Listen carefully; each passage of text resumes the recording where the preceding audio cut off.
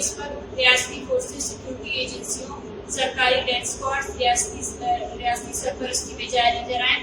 پیشہ گو اور براہ راست ریاستی جبر کا شدید سامنا ہے، اور انہیں غیر انسانی، غیر آئینی، غیر اخلاقی اور ہر طرح کی ناانصافی کا فیصلہ کرنے کا نام نہیں لے رہا ہے۔ ہر دن گھروں میں چاپے، آپریشنز کے نام پر چادر چار دیواری کی پامالی، جبری گمشدگی، فیک انکاؤنٹرز، ٹارگٹ کلنگ، تشدد، چیک پوسٹوں پر تصویر، جرائم پیشہ افراد کے ذریعے اغوا برائے تاوان، دیگر جرائم سمیت ہر طرح کی جبر اور وحشت کا سلسلہ جاری ہے۔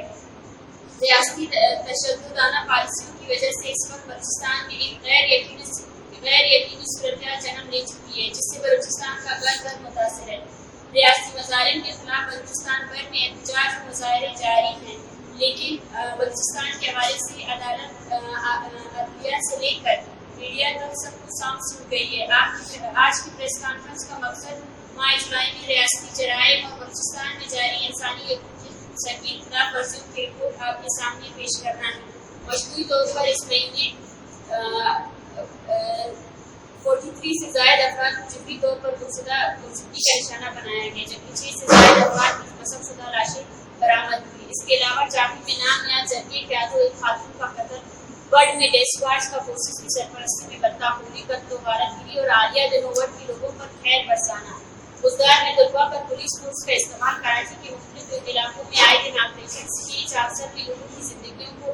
مشکلات میں ڈالنا اور دیگر تمام مظاہروں کا سلسلہ جاری و ساری ہے۔ یہ وہ واقعات ہے جنہیں رپورٹ کیا گیا، جبکہ انگنت ایسی کیسز ہے جو رپورٹ نہیں ہوتے ہیں۔ بلوچستان میں خودکشی کے بڑھتے واقعات میں پریشان کن ہیں، البتہ بعض اوقات مقامی ڈیتھ اسکواڈ کے اہلکار دباؤ اور بلیک میلنگ کے ذریعے انہیں ایسا کرنے پر مجبور کرتے ہیں۔ پریس کانفرنس کی توسط سے میڈیا کو توجہ بلوچستان میں جاری غیر انسانی حقوق کی جانب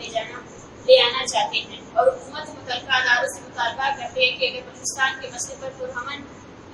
حل نکالنا ہے تو بلوچستان میں جاری غیر انسانی حقوق کی خلاف ورزیوں کو روکنا بنیادی شرط ہے۔ یہاں پر اضافہ لگ رہا ہے،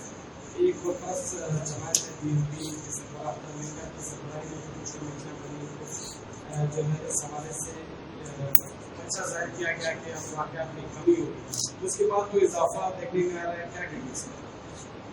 دیکھیں، آج تک بلوچستان میں جتنی بھی انسانی حقوق کی پامالیوں میں اضافہ ہوا ہے، اس کی واحد وجہ یہ ہے کہ عدلیہ سمیت پارلیمنٹ کوئی بھی اس مسئلے پر ایک حکمت عملی بنانے سے انکاری ہے۔ جبری گمشدگیوں کا مسئلہ انتہائی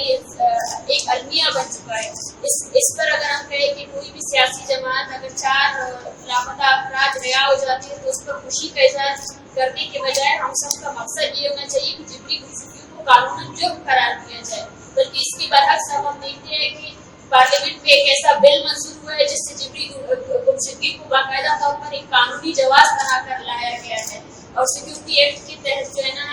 آج کے بعد سے جو لاپتہ افراد کے لواحقین جو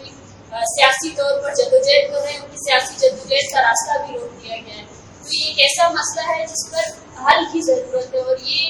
ایک اس ریاست کی تمام اسٹیک ہولڈرز اور جو ادارے اس میں ملوث ہیں، یہ ان کی مشاورت کے بغیر یا ان کی رضامندی کے بغیر اس کا کوئی حل ہمیں دیکھنے کو نہیں ہے۔ ان تمام کیسز کے ایف آئی آر ہوئے ہیں، یہ تمام کیسز رجسٹر ہے، اور ان تمام کیسز میں جتنے بلوچ طلبہ اغوا ہوئے ہیں ان کے کیسز کو اسلام آباد ہائی کورٹ میں ان کی باقاعدہ لسٹ جمع کی گئی ہے۔ سردار اختر مینگل کی سربراہی میں جو کمیشن بنی تھی ان کے پاس یہ لسٹ موجود ہے جتنے بھی بلوچ طلبہ جو ہے نا اغوا ہوئے۔ 2023 میں کتنے ہوئے ٹوٹل اگر آپ کے پاس ٹوٹل آداد شمار فی الحال ہم جولائی کا ہے، لیکن اگر ہم لگائے 500 سے 600 سے زائد افراد ایسے جو لاپتہ کی گئے، ان میں اگر ان لوگوں کو بھی شامل کیا جائے جن کو اغوا کیا جاتا ہے پھر 1 مہینے کے بعد یا 1 ہفتے کے بعد چھوڑ دیا جاتا ہے۔ سوال یہ ہوتا ہے کہ اگر کوئی قانون یا عدالت ایگزسٹ کرتی ہے اس ملک میں تو کیا وہ جو رہا ہوئے لوگ ہیں ان کی تفتیش نہیں ہوگی کہ ان کو کون لے کر گیا اور کون 1 ہفتے کے بعد ان کو واپس لے کر آتا ہے؟ ریاست کی دشمنی ہے آپ لوگوں کے ساتھ یا کوئی وجہ ہے کہ صرف بلوچ لوگوں ٹارگٹ کیے جا رہے ہیں؟ یہ سوال تو میں کہتی ہوں کہ آپ ریاست سے پوچھیں، ہم بھی یہ سوال بارہا کرتے رہے ہیں، تقریباً پورے 80 سال سے ہمارے آباء و اجداد نے بھی یہی سوال کیا، اور آج ہم شاید اس نسل کشی کی چوتھی یا پانچویں جنریشن ہے جو ہم بھی یہ سوال کر رہے ہیں کہ آخر ہمارا قصور کیا ہے. اگر ہم آپ کے آئین کے اندر آپ کے شہری آپ ہمیں اپنا شہری کہتے ہیں تو ہمارے ساتھ یہ امتیازی سلوک کیوں کیا جا رہا ہے؟ کیوں آج ہم ایک لسٹ بنائے ہوئے ہیں کہ صرف جولائی کے مہینے میں اتنے زیادہ وارداتیں ہوئی ہیں, یہ ایک بھی واردات کسی بھی میڈیا چینل میں کیوں نہیں آئی ہے؟ کیوں یہ تحقیقات خیز خبریں نہیں بنتی ہیں؟ یہ سوال ہمارا بھی ہے اس ریاست سے کہ ہمیں جواب دیا جائے کہ ہمارے ساتھ یہ امتیازی سلوک کیوں کیا جا رہا ہے. کیا پاکستان میں جو انسانی حقوق دیے گئے ہیں وہ ان کے دائرہ کار میں ہم نہیں آتے ہیں؟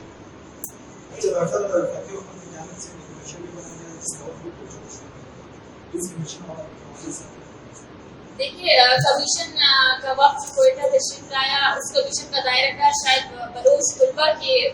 جبری گمشدگی اور ان کے ہراسگی اور پروفائلنگ کرتا, لیکن ہم دیکھتے ہیں کہ بلوچستان میں جبری گمشدگی کا مسئلہ اتنا زیادہ سنگین ہے کہ وہ کمیشن کا نام سنتے ہی بلوچستان کے دور دراز علاقوں سے لوگوں نے پتہ نہیں کہاں سے کرائے کے پیسے بھی جمع کر کے وہ یہاں آئے اور ان کو کمیشن کے سامنے بھی پیش ہوئے کہ ہمارا یہ فلاں خاندان کا فرد ہے اور اس کے کتنے عرصے سے افواہ ہے. تو کمیشن نے ایک بریف رپورٹ بھی اپنی پیش کی, لیکن اس کے باوجود بھی مطلب اس کا کوئی حل ہمیں نظر نہیں آ رہا ہے.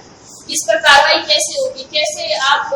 باقی چیزوں کو چھوڑیں جس چیز کے لیے وہ کمیشن بنی تھی بلوچ طلبا کی جبری گمشدگی, وہ بھی ابھی تک حل قلم نہیں ہو سکا ہے. اسلام آباد کے اندر ہی بلوچ طلبا کو اغوا کیا جاتا ہے جس کے ہائی کورٹ نے یہ کمیشن بنایا ہوا ہے. تو اس میں آپ نے خوشی کی واقعات ذکر کی, کیا آپ نے کچھ ڈیٹا موجود ہے کہ اس دوران کتنی واقعات ہوئی سکتی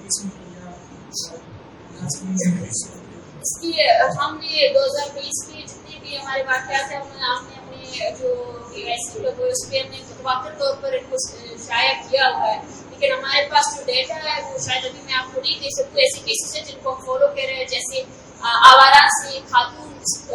جو اسکانی تھی نجمہ بلوچ, اس کو خودکشی پر مجبور کیا گیا. یہاں پر میں اضافہ لگ رہا ہے. ایک فرض جماعت PNP کے سربراہ اختر ملکر کے سربراہی میں کچھ کمیٹیاں بنی جو ہے اس حوالے سے اچھا ظاہر کیا گیا کہ اب واقعات میں کمی ہوگی. اس کے بعد کوئی اضافہ دیکھنے میں آ رہا ہے, کیا کہیں گے؟ دیکھیں آج تک بلوچستان میں جتنی بھی انسانی حقوق کی پامالی ہے ان میں اضافہ ہوا ہے.